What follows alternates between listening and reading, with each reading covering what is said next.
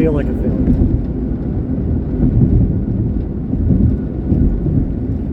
So, come along with me on my drive home. I doubt anybody will watch it, but let's talk anyway.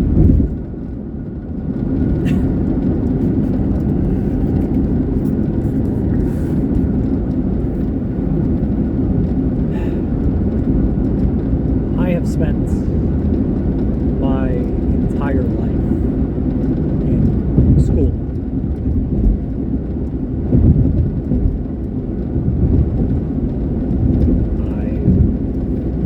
Preschool, I went through kindergarten, I went through grade school, middle school, high school.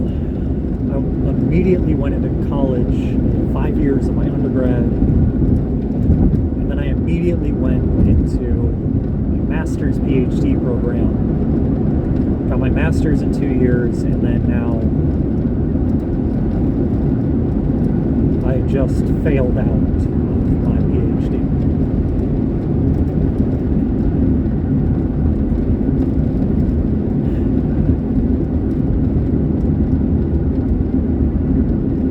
Emotions are swirling. I don't know entirely what to think right now. I think at the end of all this, I will feel relief, honestly. Not relief that I failed, but relief that it's over, that it's done, that I can move on to something, anything. I have a great job. It doesn't make me a ton of money, but for my living situation, it's really good. I'm able to save money. I have a CD, certificate of deposit, with $5,600 in it. It's going to be $6,000. The past 4 months actually cost me quite a bit because car repair. We're in. You know, you're in my vehicle right now. It does not get great gas mileage. It's a good vehicle, but it does not get the best gas mileage, and I live 50 minutes or so away from where I work. So 5 times a week I make that drive or this drive. So I'm spending quite a bit of money on gas, and I'm getting oil change and regular maintenance very routinely. This car does not do well when it's that far past 3,000 miles. It starts to chug. It shows the signs of there being low oil, so I'm very close to around 3,000 miles. I always get it changed. So I'm getting regular maintenance every 6 weeks. This is unsustainable forever, but hopefully it is sustainable for long enough.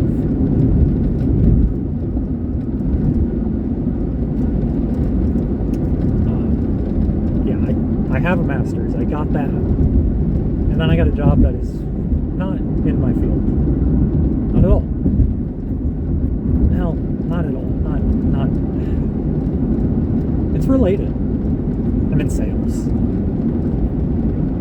so I work with customers, I interact with people, I handle inventory, the interaction, the community connection, I work at a card shop, all that. I did sociology for 11 years. I taught for 5 years. I taught 1 semester as a teaching aide, and then a semester as a research aide, a semester as a teaching aide, and then a semester as kind of a behind-the-scenes grader thing. And then I had 3 straight years of teaching my own Intro to Sociology course, and I was a nervous wreck. At the time, I would have told you I hate teaching, and the reason I hated it was because I was always nervous before I taught. I was worried about the material, whether or not I was doing a good enough job, whether or not I was conveying the message right, and whether or not I was achieving my goals, which were to talk to my students, most of whom were, first year freshmen. It was either their very first semester in college or it was their second semester in college. And I wanted to help prepare them just for college itself. I always talked about work-life balance and how it is so much easier to establish a work-life balance while you're in college, when you're younger, than it is to get one when you're older. And that life is more than the job. Life is more than the money. I still really believe that. I'd be lying if I said a part of me didn't regret choosing sociology. I don't regret the people I met along the way. I don't regret the work I did. But here I am, 29, and I feel like my life hasn't even really begun yet. Which on one hand is great. I have possibilities before me. But on the other hand, feels like I failed. At this point in time, my father had 3 kids. I might be doing the math wrong. I think he actually had 2 kids and I was on the way. Somewhere around there. At my age, my mom did have 3 kids. My dad has a great position. He's not college educated. No, he's a blue-collar man who has worked all his life, provided a great life for his kids, went through some really hard times, but bounced back, and is a very resilient, wonderful human being I idolize. That's probably the only way to put it. He did it without college. I wanted college. I was willing to take on the debt. Luckily, I graduated with only $33,000 in debt, and I only have like $22,000 left, and it's all the subsidized loans. So my debt number is not increasing. And if I keep at the pace I am, and nothing major comes up with the car again, I'll be able to pay off my debt in like a year and a half or so, around there. Once I'm out of the program, which I don't know if my termination is going to come like at the end of this month or at the end of this semester. I'll have the 6-month grace period, and then I'll start having to make payments. Financially wise, I'm in a really good situation. I'm just not in. And again, I like what I do for now. And I wouldn't trade it for anything. Even though I do have a 50-minute drive, there was one job opportunity. There was a chance to be the assistant manager at a substance use treatment program. And I interviewed for it, and I thought I had a good shot, but the bane of my existence and why there is a part of me that regrets my decision is experience. I don't have it. I've experienced teaching. That's it. I was not the best teacher. I'm not going to try and pretend that I was, but I was good. I was good enough. I cared. I've met professors and teachers who don't. And I've met a lot of people who really do care, and they just can't sustain it anymore.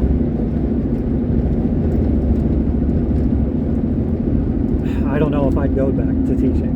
I think about it, and I did apply to a lot of teaching positions in the fall or in the summer. And I had one interview for a community college that I knew I was not going to get that one. That one I knew, but it was a good experience on the interview front. So I was hopeful. I mean, a buddy of mine, he applied for 50 positions.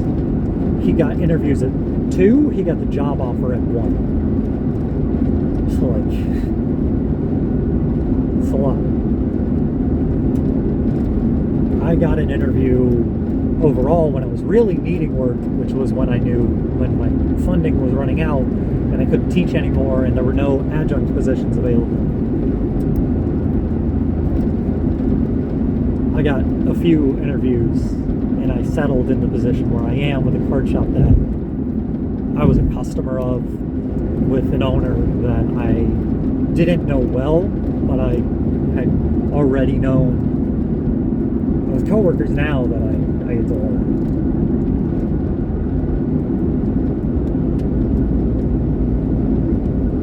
I'm rambling a lot.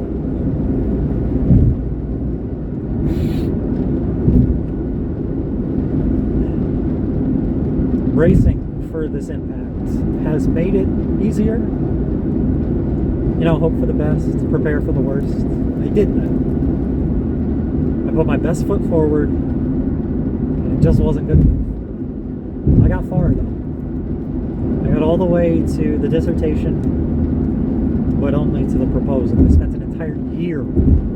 I changed my topic up, and it was just not good enough. I wanted to conduct a study on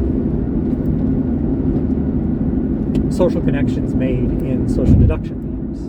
And specifically, I wanted to use Blood on the Clock Tower as the vehicle, and to look at subgroups and the exploration. I didn't want to look at fandom. Fandom was an addition. Honestly, part of me is just surprised that I even made it this far, but my master's, I hated my master's study. Because the thing that got it approved, it didn't feel like mine anymore. It felt like a completely different topic. It was still about esports at the time. That was the hot button topic in late 2020, early 2021. So that's what was done, was esports.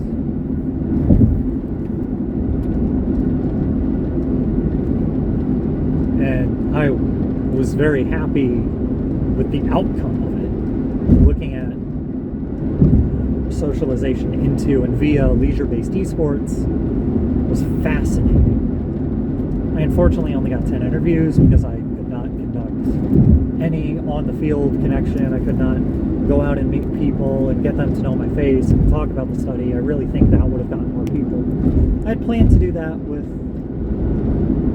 Blood on the Clock Tower, a game I really love, a game I've played.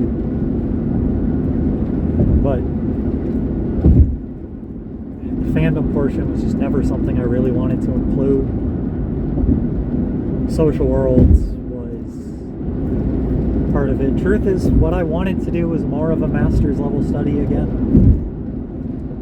That's always been the main. Theoretical work, especially like theory, has just always been my issue. I suffered. I suffered in my comp exams, which are these big exams you have to do before you can get to your dissertation at the university I am, where you have to show a comprehensive understanding of a major topic and minor topic. My major was leisure, sport, and recreation, and theory was what I really struggled with. I failed you have to take 3 exams, 2 major, 1 minor, and I passed the minor one only when I got to the oral defense portion. And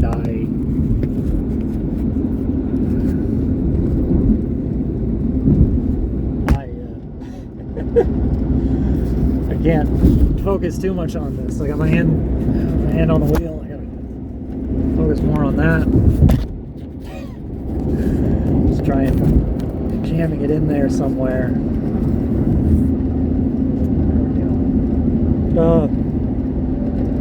Take a look at the walking bridge. That'll, if anybody actually watches this, that'll tell you where I am. I think the signs have probably been readable, so it's been obvious where I am. So I passed one of my majors right away with a little bit of stuff from the oral defense, and then the oral defense portion of my minor topic, which is qualitative methodology, I passed that. I failed my second major topic and had to redo it. I remember I pushed it off a week and actually did it on my 28th birthday. which for my schoolwork was always a running theme. Like, I do tests or big events always on my birthday. I don't treat birthdays as anything special, but it always just felt like a day that I could tackle the next big step of my academic journey.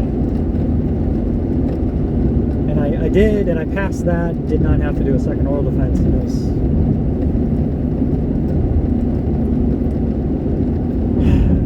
it was great. And then I got to my proposal and everything fell apart. But I will say though,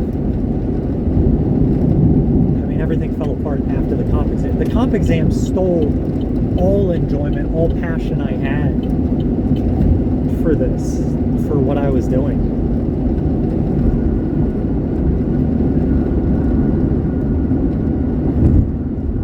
And it never really came back. I had to be reminded of the topic I wanted to do for my dissertation. My mentor literally had to remind me of the things that I wanted to do because I had forgotten them because of the comp exams. If that wasn't a sign of things to come, I don't know what it was. So I tried. And I had a great support system around me. I'm not going to pretend like I didn't feel unsupported at the end, because I did. I do not feel like the help I was given was great, but I'm not going to blame anybody else. And I'm definitely not going to blame that because they gave me tons of support beforehand. They gave me tons of feedback. I had a lot to pour over. I had a lot to go through, and I just, even with it, I couldn't do it.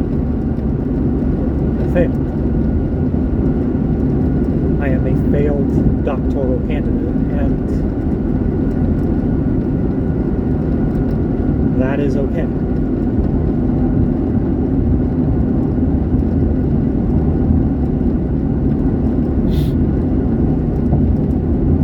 It does hurt, though. It hurts. And I'm not going to pretend it doesn't. It just does.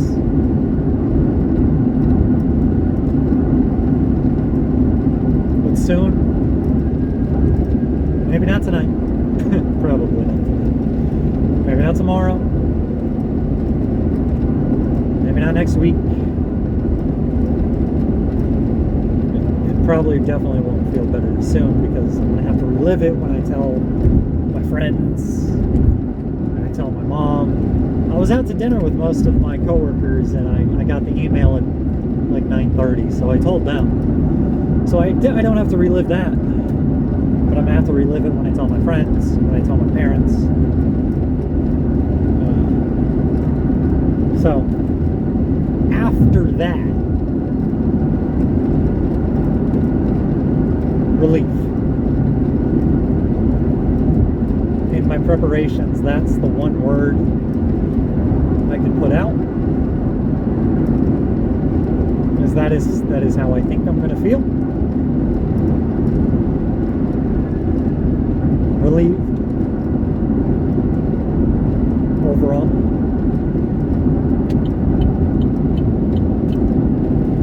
But I mean, the thesis of this was I feel like a failure because I got so far.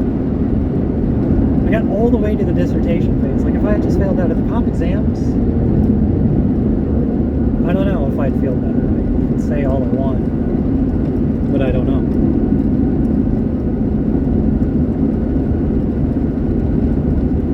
I've spent my years studying. I've spent my years trying to learn things. Other than that, I've spent my years hanging out with friends, spending my time with them. I ran a D&D campaign for 2 years. I ran a game of Vampire before that for a year. We played Star Trek Adventures two different goings on. Each of them lasted like 6 sessions or so. They were good. I had great times with my friends. We gamer. I play a lot of games, and I've played some really beautiful ones. I am 98,000 words deep on a novel that is so close to finishing. I'd like to try and get published at some point. You know, the first book probably won't be it. It took Brandon Sanderson 10 times. I've read Mistborn, and I know that's his 14th that he finished. Coming out of high school, I had 3 goals. 2 of them were really similar but distinct in their own way. One was to create something that I could feel proud of, that I could share with people. One of them was to teach, and one of them was to write. Creating and writing could have ended up being the same thing, but they weren't. Creating for me was running TTRPG campaigns, creating stories and worlds with my friends, with in-jokes that we still have. One of the earliest in-jokes we ever got,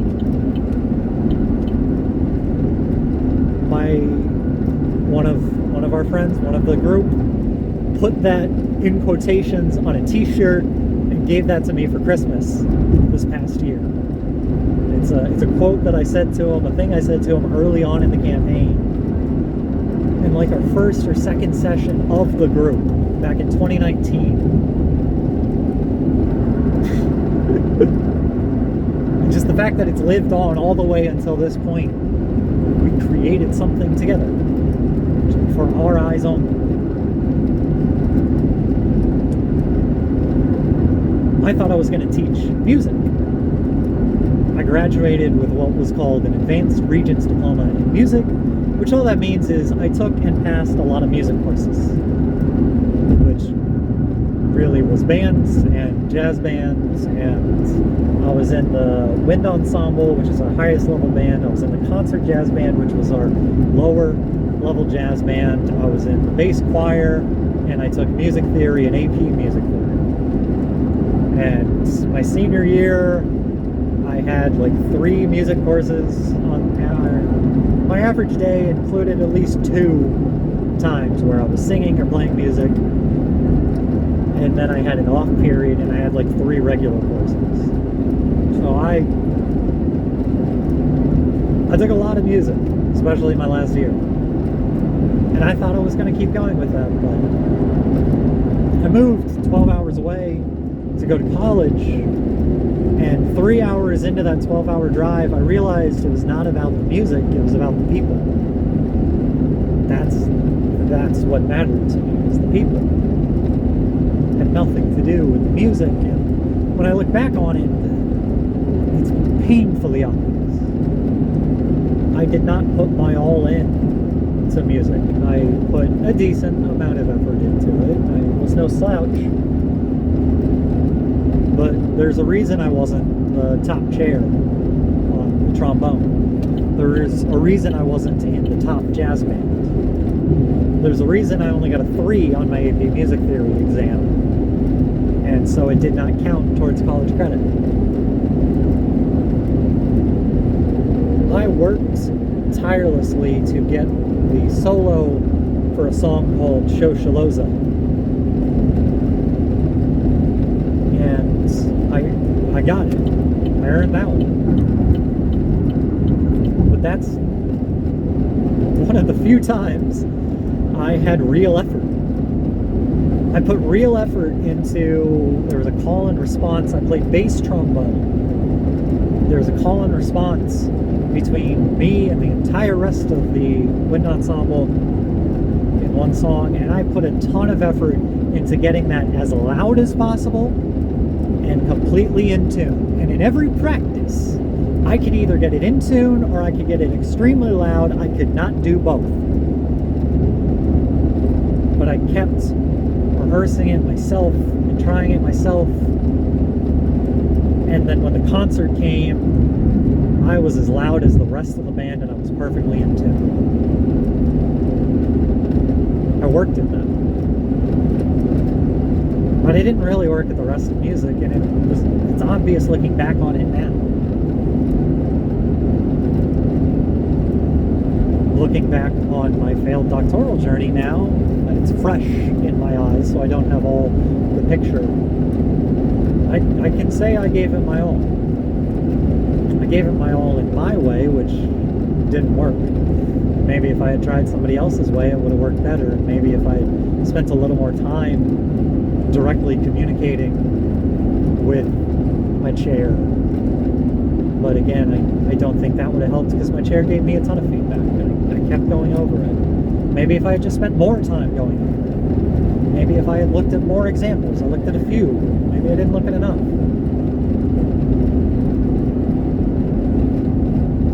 Oh well.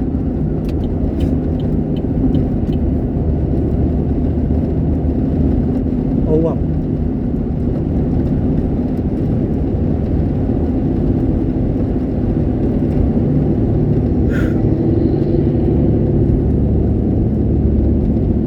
But I feel like a failure because I look at my friends, and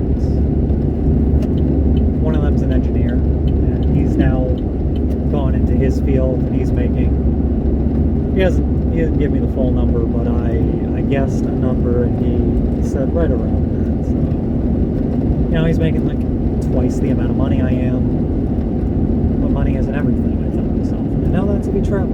Again, my living situation is great, and the money I make is really good for where I'm at in my life now. So that's not terrible. Another one of my friends just got married in September. Another one is getting married. The other two are in serious relationships. I am not. I am not asexual, but I've also never been on a date. Never had a girlfriend. 99% of the time I really don't care, and it doesn't bother me, but there is those times where it does. Some days it hits. Most of the time it doesn't. I was never at a point in my life where I felt like I wanted a relationship. I was never at a point in my life where I was happy with myself to the point where I could be with someone else. Even now, I know that I want one, but do I want one now is the question. It was at the wedding last year that we went to the Ren Fair afterwards, and I met a woman there, and it just kind of all clicked in my head that, yeah, I do want a relationship, but do I want it now? Gosh, I wonder if this entire thing has just been a mumble. I did not check the volume. I didn't know it. I didn't check the volume, so maybe this entire thing has been a mumble. There's at least been points where I'm pretty sure I have. But it was at that moment where I kind of realized I can't stop. I can't keep lying to myself and saying I don't want it. Just do I want it now? I don't.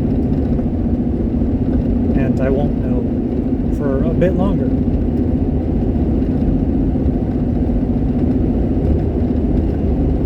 So I failed, and while I was a GTA, I made all right. I made half of what I'm making now, because I got free tuition and I got a stipend on it, and I was not able to save anything because I had car trouble that came up, and I had to spend $2,000 on it. So I had to buy a new vehicle. 2021 was the worst year for me because my car broke down, and I had to spend 6 months saving up to buy another car. I bought my dad's SUV for cheap, which is the reason why I have it. It was cheap, and I already knew how to drive it. I was already comfortable with it. But I wasn't able to save during my time as a GTA, but I was able to pay off a little bit of my debt. I was able to pay off 2 or 3 of my loans, and then my mom my parents are extremely generous. I live with my dad. I'm 29 and I live with my dad rent-free. Like, I pay for my tolls crossing that damn bridge, and I pay my portion of the water bill, and I pay my car insurance. And if he ever asked me to chip in for anything else, I would do it in a heartbeat, happily. But he doesn't ask. So I live with him rent-free, and I get to save money instead. My mom, I couldn't go see my mom this year because I started a new job. I needed my days off on different points in time, so I couldn't take a big week off to go see her. So she decided to pay off my unsubsidized loans.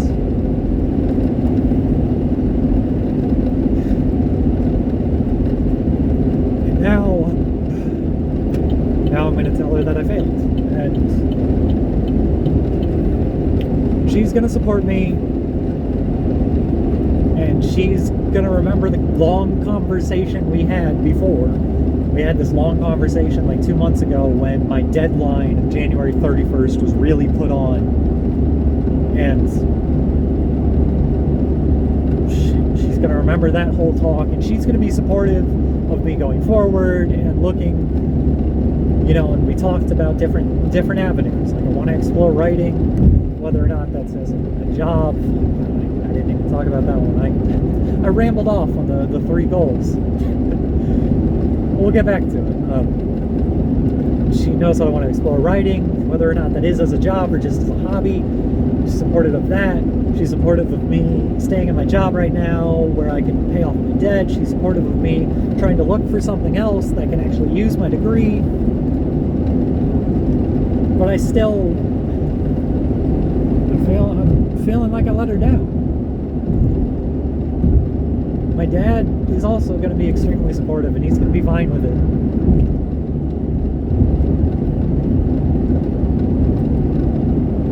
But I feel like I'm going to let him down.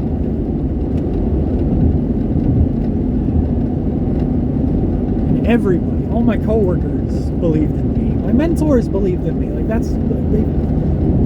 my 2 mentors wrote letters of recommendation for me to get into this program because they believed in me. And all my friends. And all the while I did the joking, that makes one of us, but I really believed in that. Maybe that's why I failed, is because I really did think I would. However, in the past, every time I thought that I was going to fail a big exam, I always passed. So maybe I was trying to use the magic trick that worked before.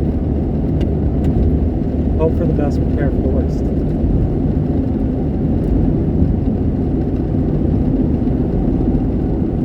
So by my reaction there, it turns out I'm dreading telling my parents more than I am that I actually failed, which is a hopeful sign, because they're going to be supportive. I know that they are.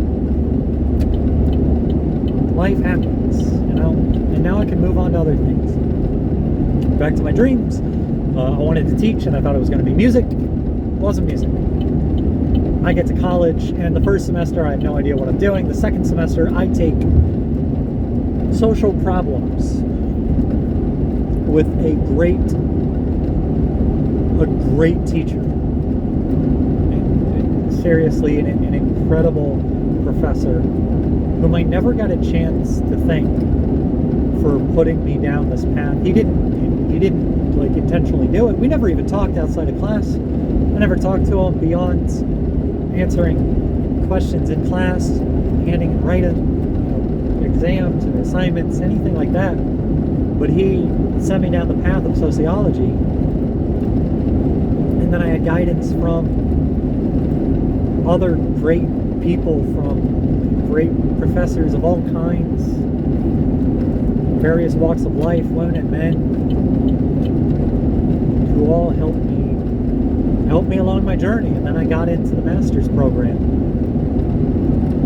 I did the thing that academics aren't supposed to do, and this is some of the nonsense of academia that I really am happy to leave behind. You're not supposed to get your master's where you got your undergrad. You're not supposed to get your PhD where you did your master's and your undergrad. That shit is so stupid to me. Like, who cares? The whole point is you're supposed to get a different perspective. You know, going to new places gets you this different perspective along the thing. But to me, it's nonsense that sociologists root out and look at the nonsense in life. We identify it and we broadcast it. Yet we're still adhering to some straight up nonsense in academia. Why? I hate it. There is a really good chance that if the pandemic had not happened, I would have left after my master's degree. My plan after 1 year was my plan literally as I got into the master's program was to start looking for a job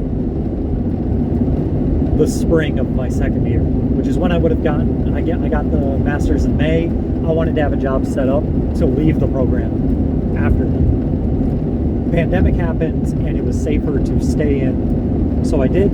I stayed in, and that got me 3 years of teaching on my own. I taught intro to sociology, and I fulfilled another dream coming out of high school by doing that. I only taught one. Now, I had an easy teaching schedule. I only taught intro to soc, and I only taught one section. Now, even if I had changed classes, I still would have only taught one section per semester. But had I changed classes, I would have had a little more robust understanding. And that's the thing, like, I have experience teaching, but I only have experience teaching one course. And that is horrible when looking at somebody else who taught even just 2 courses as their time as a GTA. They have more experience than I do. They have 2 syllabi ready, whereas I only have 1. So even if I wanted to get back in teaching, I'm at a disadvantage because of the way that I chose to do things. I chose this route. I chose to stay at the same university for 11 years. I chose to only teach the one course because I really liked teaching that one course. I didn't diversify, and so I don't have the avenue. I don't have the experience. I don't have the diversity in teaching that gets me an edge when going for teaching jobs as well. So I messed that up too. But it is what it is. Third goal. I wanted to write. And I tried in high school. I tried immediately coming out of high school. So my first year, 2 in college. And then I stopped. And I gave up. I put it away for many years until like the middle, like after 1 year of running D&D. I had an idea and I just wrote down the idea and I kind of outlined and I wrote a prologue.